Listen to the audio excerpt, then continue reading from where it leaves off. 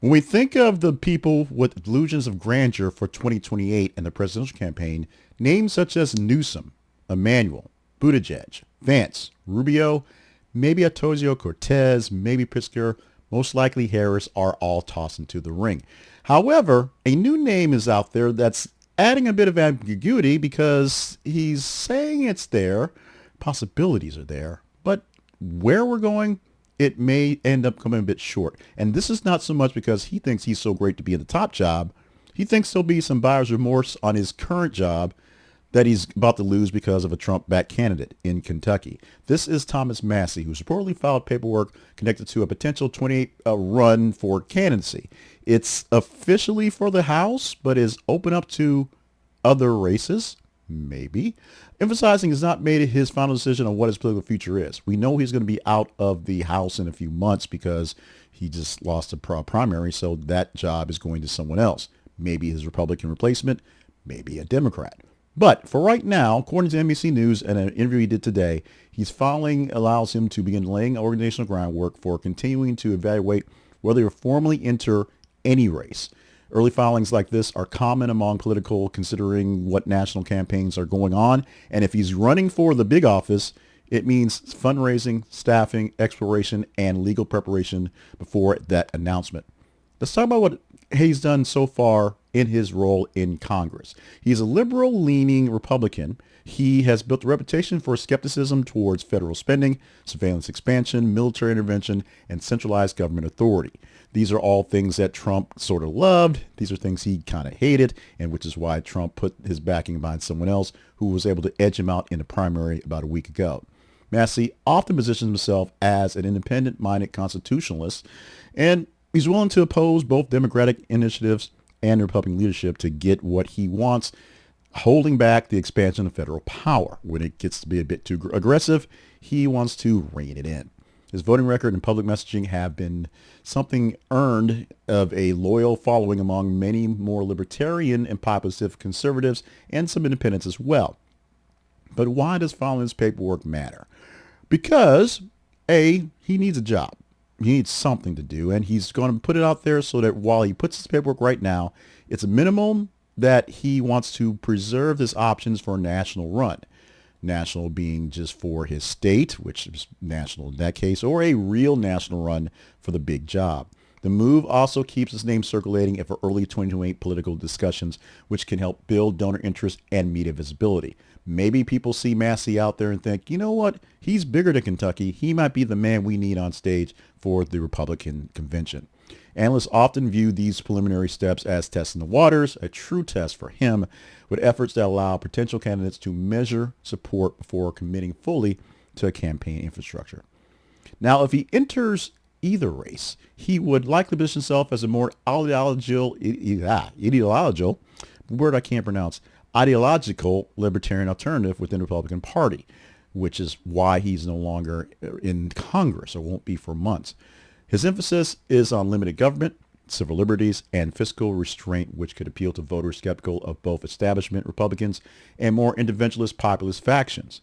However, his less conventional positions on some national security and spending issues could also limit broader coalition building within modern GOP primary environment, which is increasingly being shaped by the populist messaging of personality-driven politics, i.e. the Trump stuff and what sort of Vance and Rubio are trying to play themselves up as at the moment, as they have government jobs under the president, but want to be that president sooner or later. This is a big ask and a big if. Massie has to actually make that break and have people want him to be some sort of actual president, as opposed to just going back to Kentucky to fix what happened when the other guy messes things up. Political observers are cautioning that the 2028 landscape remains extremely fluid. We know all these names of people who think they're destined to be in charge, but obviously only one can be, and we're pretty sure it's not Donald Trump. Pretty sure it's not Donald Trump. Potential candidates from both parties continue to position themselves years before the voting begins, and major political events and economic conditions and party dynamics can shape things dramatically between now and 2026, literally 6 months from now in the midterms, and then 2 years from now from the big election. But exploratory efforts are just that, the exploratory. Many folks don't actually get off the ground because they realize they don't have anything, but they've raised some money and they can do stuff with that. It's early, but ambitious politicians like to stay relevant, like to be known early on and get their name out there early. And this is a chance for media exposure and political networking for Massie on a larger scale. Exactly. So early fundraising and organizational planning for a bigger role, or his old role, raises the national visibility for Massie for the bigger role, and it gives voters insight into the possible future of Republican directions. How will they go if this is one other name in the party, whether he does go for the president or he just stays in Kentucky? He's someone who wants to be a leader in the party, and this is where the party may go if his leadership is allowed. Meanwhile, let's talk about the cons, the very big, very sort of real negatives on him coming out so early. Maneuvering can appear overly ambitious. Is Thomas Massie really that guy? Is he really him? We will find out sooner or later because he's basically declared he might be him, but didn't quite say it outright. Filing without commitment may actually fuel speculation, but there must be more clarity. Commitment to what? He's filed for the House and maybe larger, but is the larger what's going on, or he's going to wait till somebody falters and people just sort of grab him to take that spot? Meanwhile, the libertarian message is going to be a struggle for the broader primary coalitions, for both actually the Democrats and Republicans. Being somewhat in the center where in the end it's usually a red and a blue going back and forth for the soul of the nation and trying to keep the soul of the party together is a big deal. So Thomas Massie, he's not ruling out a larger bid, but the paperwork that's in says that he's basically trying to take his old job back 2 years from now when he believes there'll be some buyer's remorse from the candidate that was backed by Donald Trump. And with Donald Trump no longer shadowing over everyone as a president, although he'll be around most likely, he may actually slide in and take that spot and say, see, I can do things better. Can Massie do things better? Can he do any worse?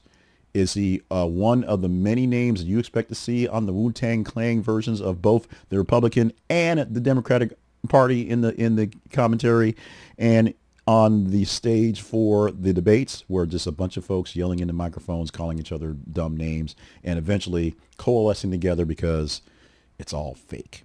It's worse than wrestling. It's all fake. Not quite predetermined, but it's fake. Is Thomas Massie, the man to bring this thing together for all of us? Is he the future that we need? Can he save us from the mess we've been stuck in for quite some time? Your comments. Oh boy, waiting for your comments.